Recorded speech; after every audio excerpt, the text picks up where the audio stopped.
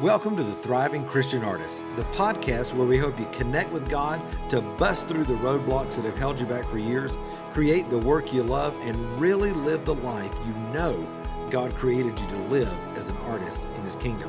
I'm Matt Tommy, your host. Let's get started. Well, hey there, my friend. It's Matt Tommy, and I'm so glad that you're with me on the podcast today. You're going to love today's interview. It's with a friend of mine, Mike Brennan, who is not only a great musician, worship leader, all-around creative, but a great entrepreneur and somebody that is really forging an incredible creative business out there, doing everything that he loves.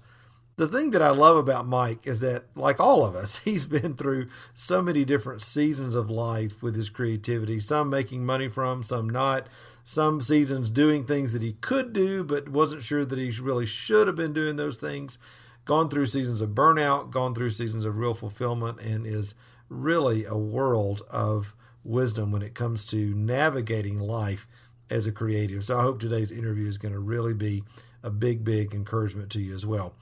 Now, listen, before I get into that, you know, I love to give a shout out to my podcast listeners. And today I was just blown away by seeing this. This is from Buyan, who is in Australia. And it says this: just finished reading your book and started listening to your podcast as a Christian Indigenous artist, mother, and grandmother. You've encouraged me to be stronger in faith and encouraged as an artist. Bless you. Wow. That is such an encouragement to me. And it just goes to show you never, ever know who's listening to this podcast. We know that thousands upon thousands of artists all over the world are listening every week. And so Beyond, thank you so much. And to all of you who listen every week, thank you so much for being a part of our community. Make sure that you have subscribed so you don't miss one that comes out. They come out twice a week on Tuesdays and Fridays. And also make sure, if you've not done it yet, that just like Beyond and just like tons of other folks, that you take the opportunity to write a review for the podcast. It just lets us know as a team and also lets everybody else know that the podcast is a real blessing to you in your life. All right.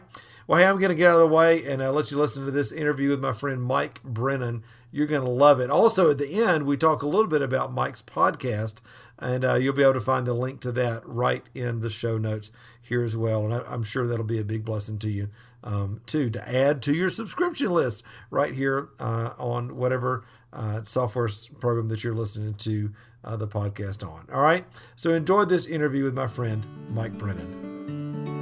Well, hey there, my friend. I'm so glad that you're with me today on the podcast. I've got a new friend of mine who I'm just loving getting to know over these last few months, my friend Mike Brennan. Mike, thanks so much for being on the podcast today, man. Absolutely. It's my pleasure, Matt. You are one of the most talented, stinking guys I know. And I love, if you're on the podcast, he's shaking his head. He's like, whatever. No, really. I mean, when I saw your work months ago, I was just really taken not only by your talent, but then as I've gotten to know you, just your heart and your story, and just love everything that God's doing in your life. So for those who may not know you, why don't you just give us a little idea of who you are, what you do creatively, and where you are in the world? Yeah, absolutely. So I'm in New Jersey. So yeah, I know not a lot of people, it's not a hot spot for destination travel, but especially right now. But anyway, Exactly. I grew up in the Northeast here. I grew up in Staten Island, and then lived in Long Island for a while. So I say I went island hopping, unfortunately not the tropical kind, Exactly. and landed here in Jersey.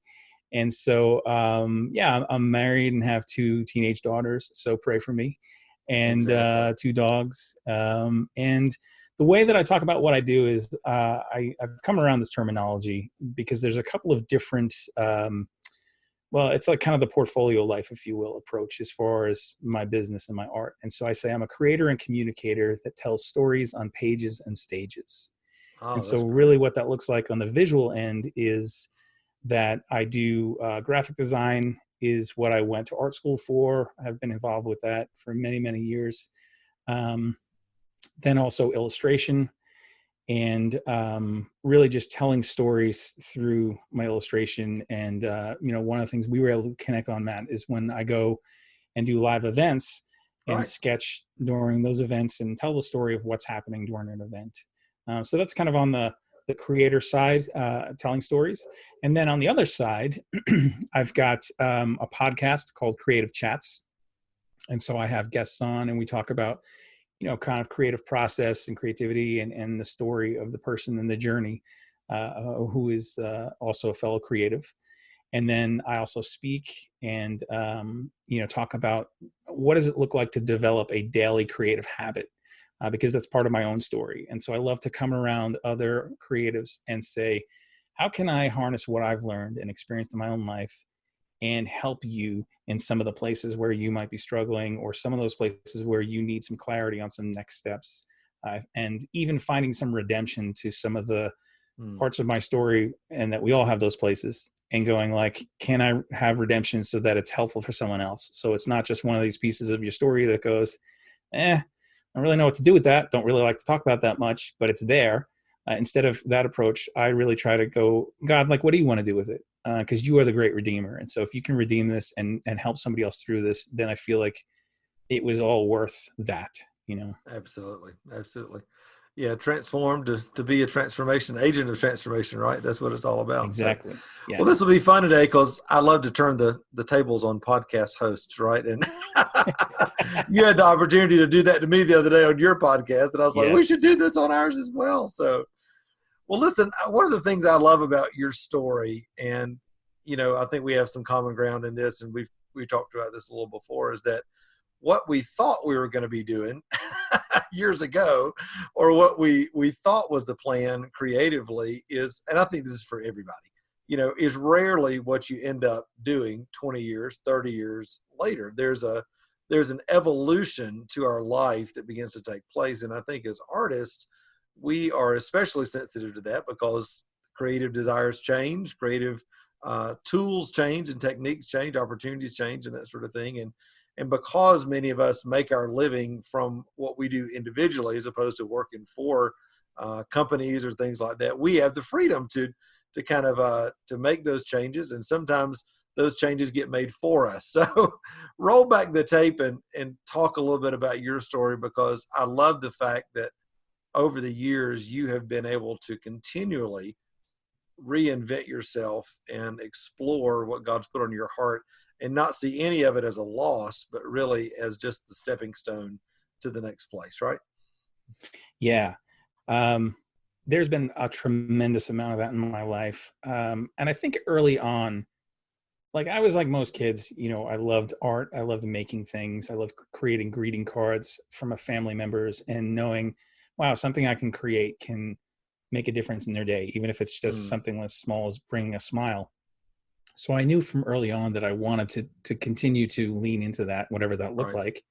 Was really into cartoons and that kind of stuff as a kid. So I thought maybe it would be animation or something along those lines. When it came time for school, I was very adamant with my parents going, I'm going to art school or not going to school at all. I was like, I'll show you. And, I don't really know. Because at that age, you already know everything, right? I mean, we know this, right? Exactly.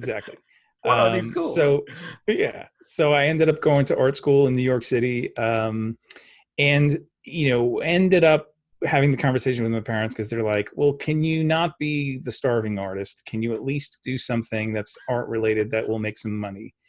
And so we talked about graphic design, and I was like, okay, I could dig that because I was really into music back then as well. Everything had a soundtrack and I loved album covers and all that.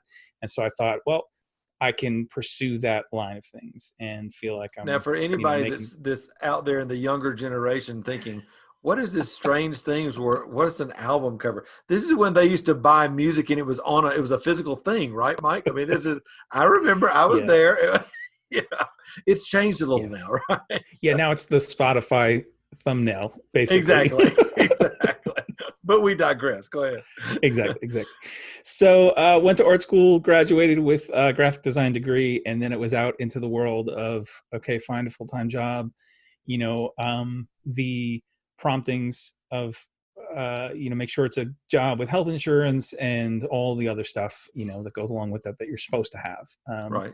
So, I bounced around from place to place earlier on where I worked in a large advertising agency where it was like, Mobile and Heineken, big name brands, huge New York City advertising agency where I felt like I was lost in the machine. And so knew I didn't like the corporate environment like that. Then went to other places where it was like I was the art department, and so that had its different set of challenges. And so all along, I'd say like every, I don't know, maybe 4 or 5 years, I would get this itch or something would happen, and I would end up switching to a new position or a new company. Sometimes it was staff around me that changed, because in the creative field, it was sometimes they would do, and this is horrible, this is really more in the corporate structure, they would say they're flushing the creative system, Right. basically meaning they're just firing everybody who's creative just to get some new blood in there and to kind of refresh things. No rhyme or reason, just kind of is what it is. And I was like, this is crazy. Yeah. So me being a very relational person as well, I was like, I need to be in a place where I feel like I'm making a difference with the work I'm doing, not just banking a paycheck. And something about me, which was wired earlier on, was I need to feel like I'm contributing to a bigger story. And so I struggled with that, with trying to figure out, how do I do that in the context of the marketplace of these companies, and sometimes working on things that, quite honestly, I was like, I don't really feel anything about it either way. It's just kind of is what it is. Right. Or other times when I was like, I don't know that I'm really that excited about working for this.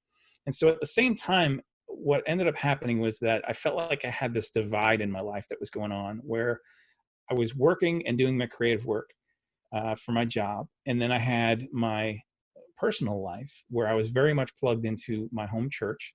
I had been volunteering since 18 and involved with youth groups and involved with worship leading and involved with, student leadership and all these different things going on, leading Bible studies. And that was the place where my heart was really coming alive. And I find myself like, I can't wait to get out of work so I could go and spend some time with people and invest in the relationship stuff. And so the bigger the divide that happened there, the more I started to feel this, there's something happening inside me, and I didn't really know what was going on, but I felt like a deeper call to something. And at that time, I didn't really know what it was, until eventually, through a series of events, it came to me that it was like, okay, God is saying to me, hey, I want you to go into full-time ministry. And I thought to myself, I'm like, all right, God, so I'm the artist. I went to art school. I'm not necessarily seminary material, Have you so I don't know met how me this is going to happen. before? Right. Exactly. I'm like, is there a program I don't know about? Maybe that's, we can paint some pictures instead of studying, Hebrew and Greek but anyway, through a long story short, my best friend who I grew up with, he was out in Long Island and was at this church where they needed some help. And so I had been talking with him and wrestling through with him because he was a youth pastor. And I was like, I don't know. I feel like God is saying, like, what are you doing with your life that Right. What aren't you doing with your life that you should be doing? And the more I leaned into that, the more I felt like it was ministry. And so I said, okay, God, I'm terrified, but I want to say yes. I want my prayer to be yes, Lord. And so I started to just position myself into that heart and mindset, and then said, God, if this is something that you're doing, then I need you to do it, because I don't have any resources here. I don't know what this looks like. I don't get it. And you're the one who's calling me, then I'm going to trust that you're the one who's providing. And so I'll never forget, there was this meeting that happened where they were talking about at the church where my friend was. They were talking about creating this position that would kind of help him on some youth stuff, and then there was a bunch of other different roles that were happening. And so they not only voted to create this position, but they voted that it would be me. And so I get this call after the meeting, and it was kind of like, when can you come? And I was like, what? Like, my world has not changed, but suddenly it's changed, Exactly. And so I remember having to go into work and tell them, like, hey, I'm leaving. And I had to tell my family, and we had just bought our first house and we had our first child on the way. Like, life was on a track. Sure. And there was stuff happening, and then all of a sudden it wasn't. And it was like, we're going a different way here. So it And was you were how old about that time? I was about, I want to say, let me think, 30-ish. Okay. Yeah. Not so good with the math. I'm an artist, but but still getting your feet wet. I mean, and family and all that in life. Yes, and yeah, sure. absolutely. Sure. Yeah. And like I said, you kind of think you set a track and then you start working towards things. And then all of a sudden it was this abrupt, we have to sell the house that we just got into. My wife is behind with the house, trying to settle things up there. I had to go out to this new church and figure things out in this role that I called the slash job, because it was, helping with youth ministry / worship leading / nursery / And so being kind of brought into full-time ministry, and then understanding that that's very different from volunteer ministry, and what does that look like?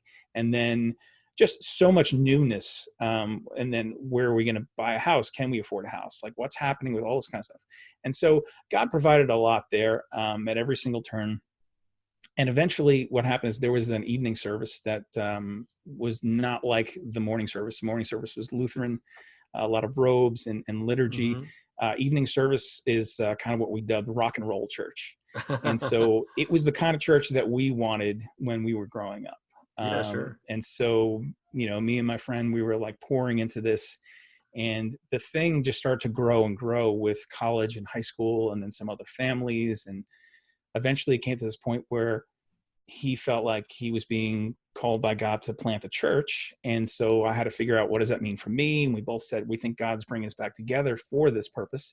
And so we leaned into that, and we said, okay, how do you plant a church? And we're like, I don't know. Like, is there some, place that we can go to? I mean, and around here at that point, it's not like down south where there were more churches and more resources and more people talking about those things. At that point, it was just an odd thing. And unless you were part of a mainline denomination that was planting you, there really wasn't a whole lot of knowledge as far as how do you just strike out on your own as an independent kind of entity.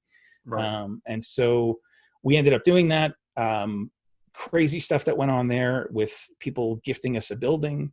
Somebody won a lottery ticket for $3 million, put that in the offering. Wow. I mean, just like crazy stories, one after the other. So was your art kind of on hold at that point, or were you kind of trying to mix it in together? And so that's where this is getting to, is that I'm in this role now where I'm, the associate pastor and taking on a lot of roles and responsibilities that really weren't in my gifting. We were very short staffed. This thing took off like a rocket, and it's like 5 years in at this point, and I started to hit a wall. And I hadn't been doing any art personally. I had maybe been doing a little bit as far as helping guide or get some other people to do some of the graphics for church and some of the, environmental stuff. But really, personally, there was no art making going on. And I just started to fall into depression, didn't even realize it. Had people around me saying, "You're not yourself." And I was kind of like, I don't know what you're talking about. And I was so busy and so on the never ending hamster wheel of ministry, if you allow it to be that, yeah, absolutely. I didn't the state of my own health. And when I finally did, I was really messed with in my head, because I was like, I've always considered myself a very hopeful person, and a person that kind of prided myself on figuring something out and then going, okay, let's attack it and let's figure out a plan. But I was in this place where I'm like, I feel like this is a knotted up ball of twine, and I don't know where the beginning of the end is. And I can't help myself. And I'm praying, and I feel like God has either left, or I don't know. And then there was a lot of like the wrong, just heart and mindset of like, God, I'm working for you. Like, why would you let this happen? Right. God going like, don't you see all I'm doing for you down here? Yeah, exactly. And I'm like, he's like, I didn't ask you to work for me. I asked you to work with me. Huge difference. Anyway, all of this kind of just culminates to me being in this place of like, okay, it's obvious now I got to leave ministry because I'm just not in the right place to be able to serve and help. And relationships started falling apart. And when you have like family and friends and faith and finances and all this stuff all in the same bowl, all gets mixed up, right? It all gets mixed up. And one thing sets it off, it all reacts together.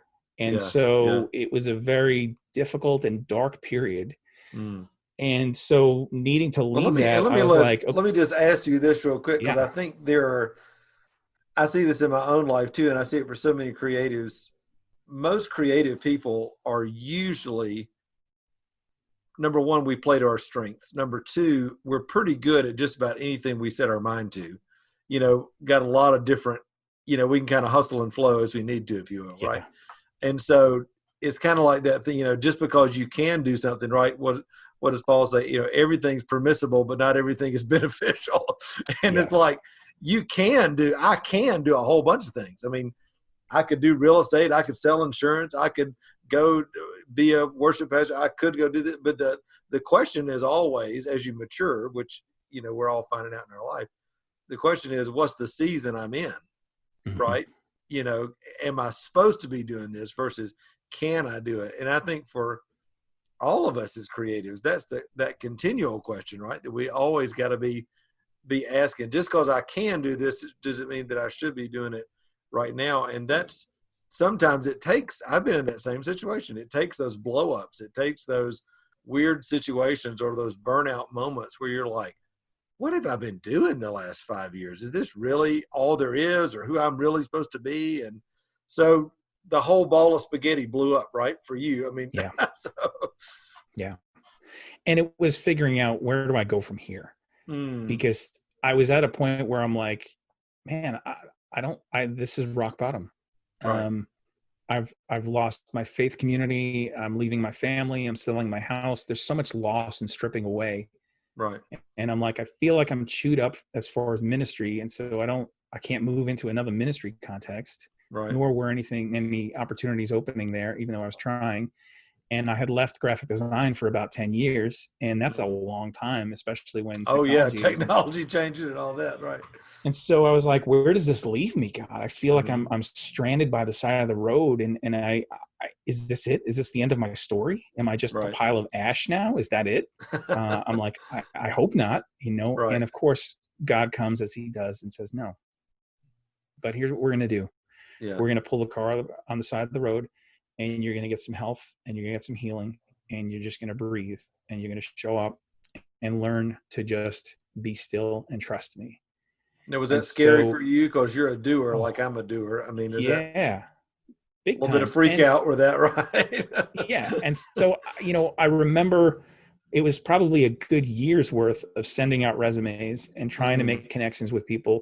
And it's hard when you're in that place where you're wounded right, and you're just giving off those vibes, And so looking back, I was like, yeah, I wouldn't have hired me either, because, there's a desperation, there's a pain right. that people don't want to touch. And so I was praying. I was like, God, I will go anywhere you want me to go. Like, me and my wife were both like, Lord, just say the word and we'll go. This Mm-hmm. is how we've been trying to operate in the past. This is how we want to continue to operate. And even though we're struggling right now, that's the desire of our hearts. Yeah. And so we're like, God, send us. Where do you want us to go? Anywhere. And he's like, New Jersey. And we're like, God, anywhere. No, really, anywhere you want us to go. So I Because ended up God getting doesn't send anybody to New Jersey that he loves, right? No, just kidding. but we're like, anywhere in the world, and you pick New Jersey. So, Have you been but to New Jersey? Oh my God. hey, I'm walking here. Forget it. I get Um, it. so I ended up at a church, actually, where I was doing graphic design. And so it was both of those things combined of Mm, what I had been doing. And it was a time where God's like, you're not going to be a guy who's in leadership. You're not going to be behind closed doors in those meetings mm, helping make decisions anymore, which was a tough pill to swallow at first, but a very necessary one.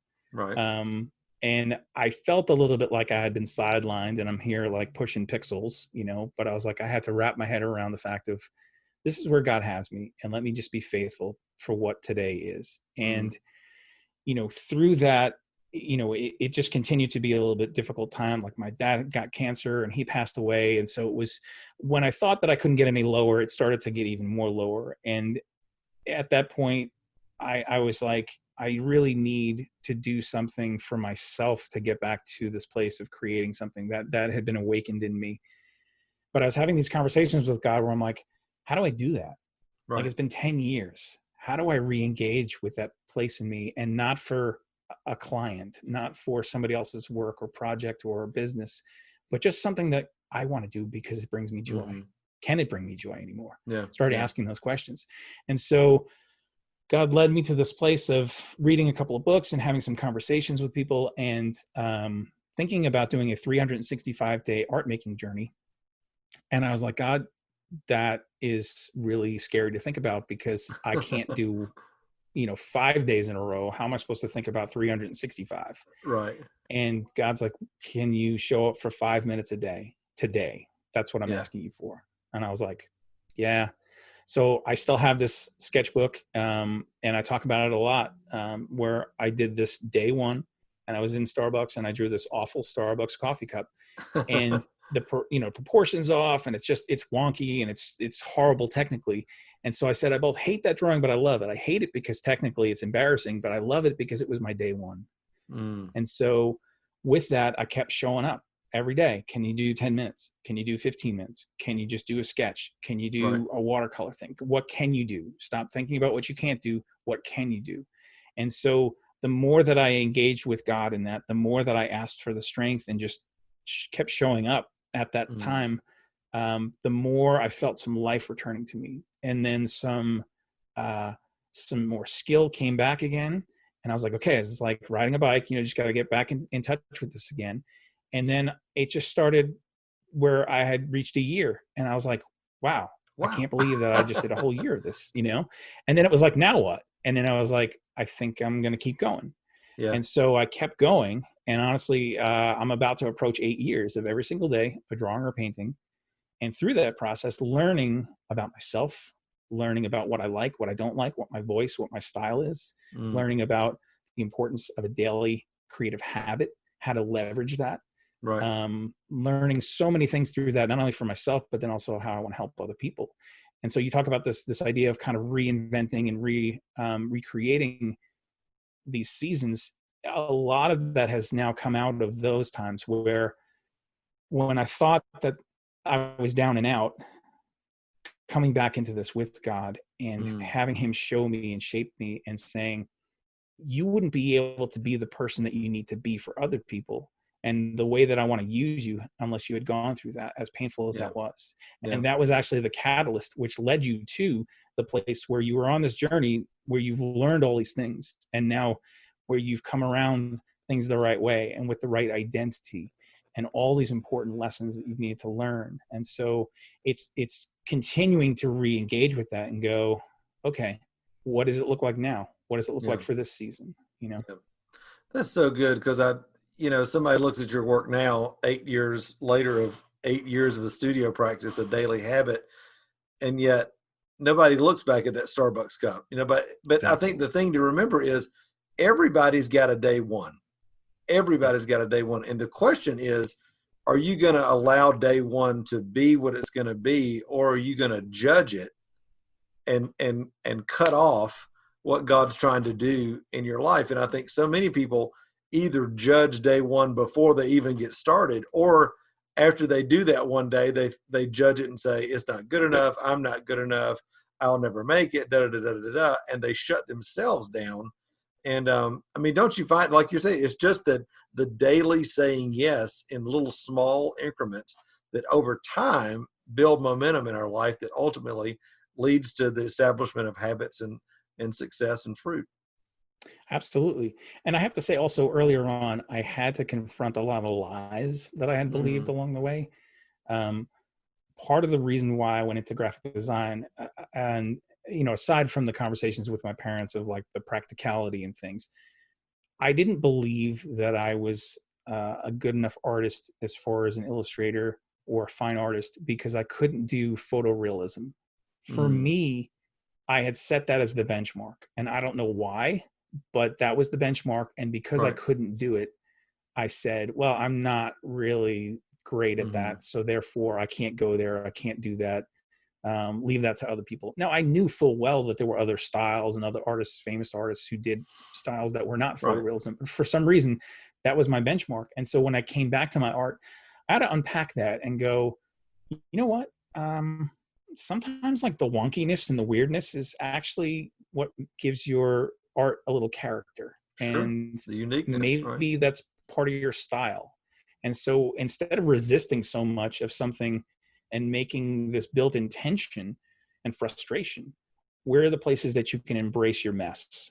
And Mm-hmm. so I really needed to understand that. And once I did that, that also unlocked some things for me to be free to play and explore and go, I'm going to try something today. And because I'm on this daily art making journey, if what I do today really tanks, it's horrible, it's okay, because tomorrow's Right. a new day and Right. it's a new project. Right. That's so good.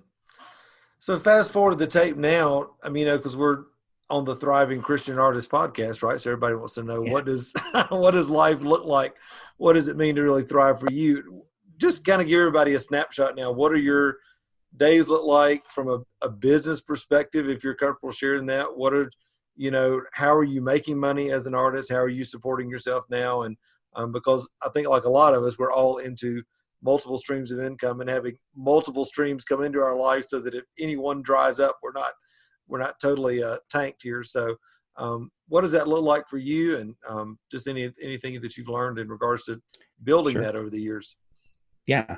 Yes. And you're right. It is the multiple income streams approach, which I learned earlier on that that's the wise thing to do. Right. And also because I have multiple interests, it made sense to me. It felt like a fit. Yeah. Whereas other points in my life, I had felt like those multiple interests were battling each other. They were Mm. plates I was trying to spin. And I was like, oh, if I'm giving attention to this over here, then now I got to go over here. And when I understood, no, that's actually all parts of me. It's just different expressions. Mm. And some of those things are monetized and some of them are not. That's okay. Right. Then all of a And in sudden everything different has seasons, right? Right. Yeah. exactly Mm-hmm. different seasons. Yeah. So like right now, I don't play guitar like I used to. I don't lead worship. I don't do things like that.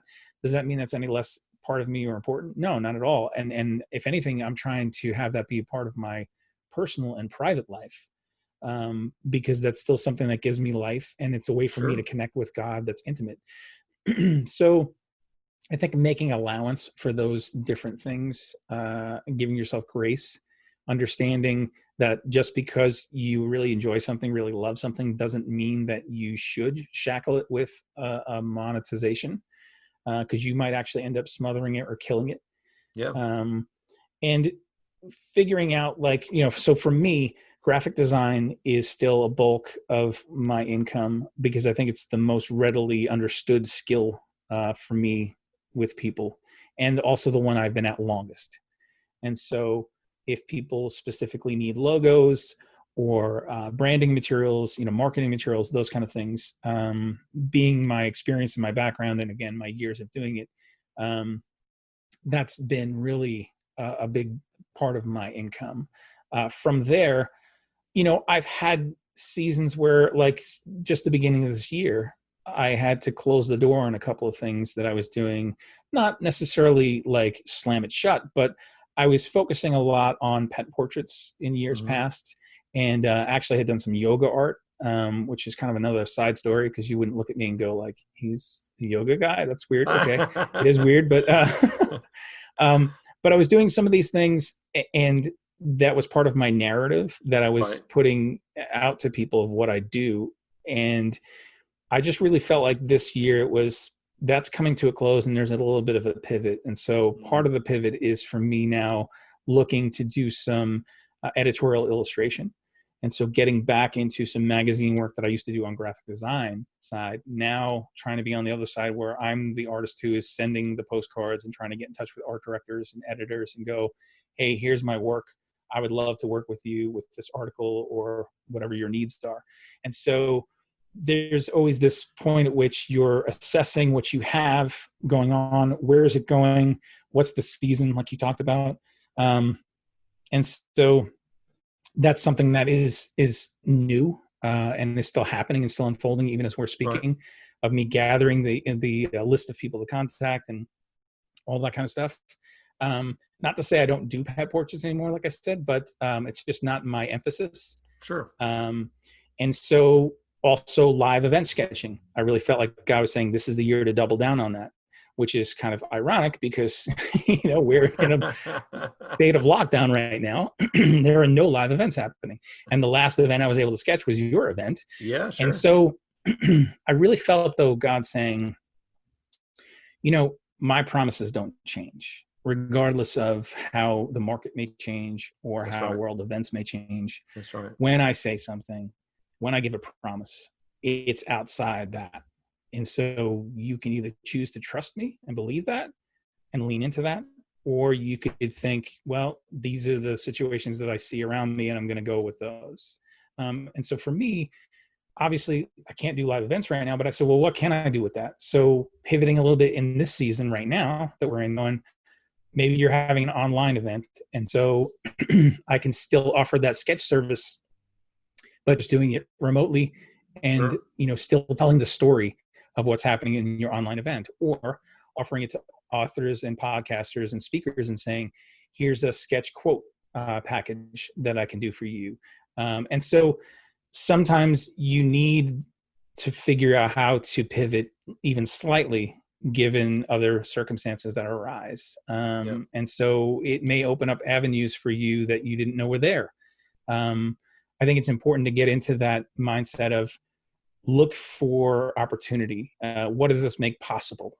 Not, there are so many can'ts right now. Well, I'm not going to focus on the can'ts. I'm going to focus on what can I do? Sure. And so doing that, like I said, in real time in my business, those are some examples. And then, beyond that, it's also sometimes people commission me to do some other artwork. And that could be a variety of different things. And then I had also started getting into speaking. And again, once again, there's no live events, but how do I show up? So I'm showing up right now, and it's not necessarily bringing income, but continuing with my podcast and having conversations and being the person that I know God has called me to be, regardless of if it's the opportunity that I think or would desire it to be. I want to be faithful for what's before me.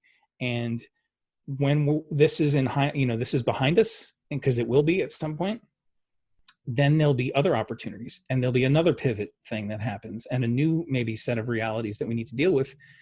And so it's getting comfortable with being nimble, listening. And like you talk about all the time, Matt, you talk about partnering with the Holy Spirit and saying, you know what the plan is. You know where the people are. You know everything. I have a very limited view. And so I want to partner with you, and you guide me. Right. You open the opportunity. I'm agreeing to show up, right? With everything I've got. Exactly. Right? Exactly. Yeah. Yeah. That's so good. I'm just thinking so many that are listening right now, maybe they feel like they're on day 1 or day 10 or early in their journey or midway in their journey. And that frustration of, am I good enough? Can I really see this happen? Is this the right economy for all this? And I just hear you saying, keep going, keep trusting, keep showing up every day. Anything else you would say to somebody that's in that situation that wants to get to the place where they've got multiple streams of income, wants to get to the place where they're not just doing things because they can, but really because it's God's design on their life? How would you encourage them today, Mike? Yeah. I mean, quite honestly, I think it's just putting in the time and the work, showing up consistently. I think we undervalue that so much. We understand it mentally in terms of like going to the gym or something like that. Like we're like, oh yeah, of course. Well, if you go enough times, you're going to lose some weight, you're going to build some muscle, et cetera, et cetera. Not that I know anything about that personally, but But I've heard a lot of people talk about that. That's right. Yeah, exactly.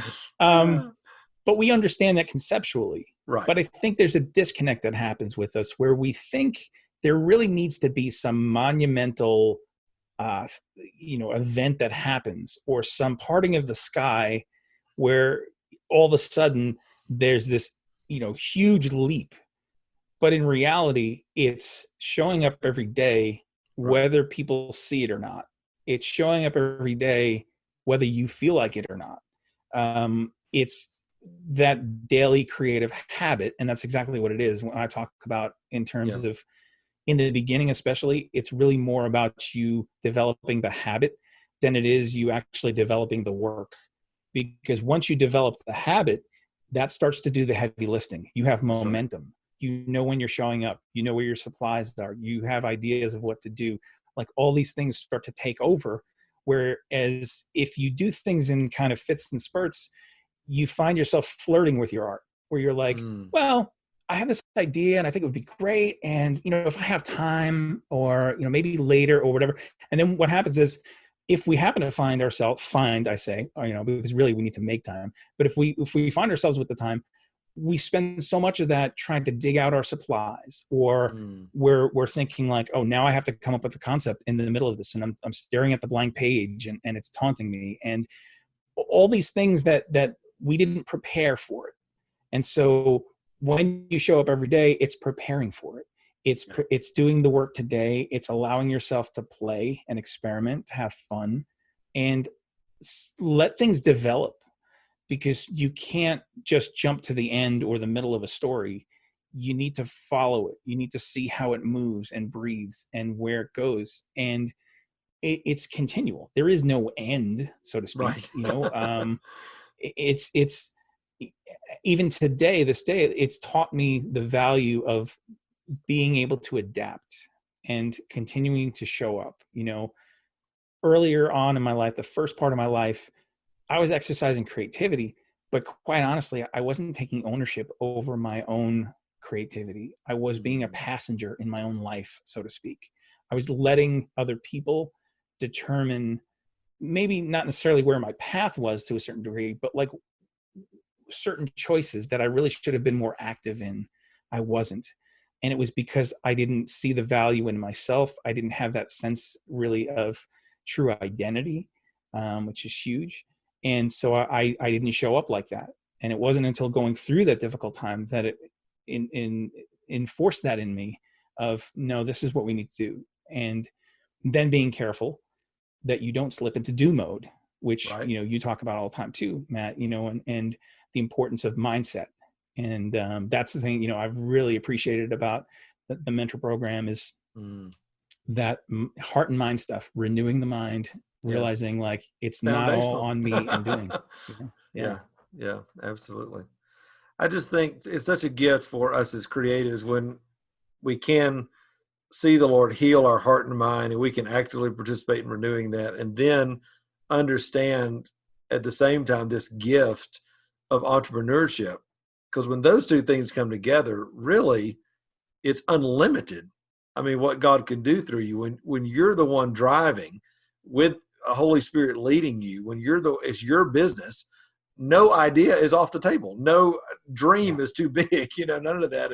And I know you and I are both passionate about that, but it starts with showing up every day and taking responsibility for that. And I'm just so encouraged by talking to you, Mike. I know others are going to be as well as they're listening to this conversation. So where's the best place they can get in touch with you? And first of all, I just want to say, make sure you're listening to Mike's podcast. So tell us about the podcast, and then tell us where they can find you online. And especially if somebody does have a live event coming up or something, you've done that for us.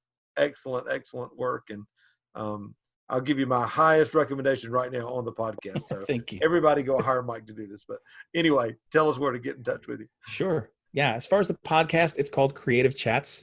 And you can find it, wherever you stream your podcasts, whatever your platform is of choice, whether it's Apple or whatever, or you can go to creativechats.me, M-E, and that's a page on my website that has audio player, video player, whatever, right there. So you can listen in.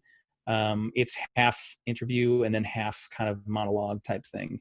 Cool. So yeah, I just talk about what does creativity look like and people's journeys and stories. And then as far as where you can find out more about me, my website, mikebrennan.me, M-E, you can go there and then find all the various things that I'm involved with. There's links out to my graphic design and my event sketching, which is eventsketches.com. And so all the links to social media, I'm at Mike Bone on Instagram. I always post, I'm still in like I said, my daily drawing or painting. I'm still in that. And so I post every single day. I'm over there on Instagram at Mike Bone.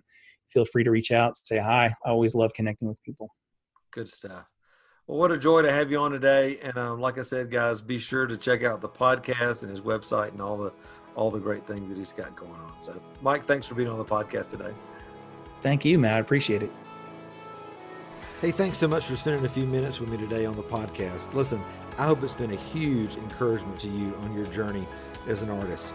Hey, also, before you leave, make sure to hit the subscribe button so you don't miss any of the other episodes of the Thriving Christian Artist podcast. And also, be sure to connect with me on Facebook, Instagram, or at my website, which is matttommymentoring.com. Until next time, remember, you were created to thrive. Bye-bye.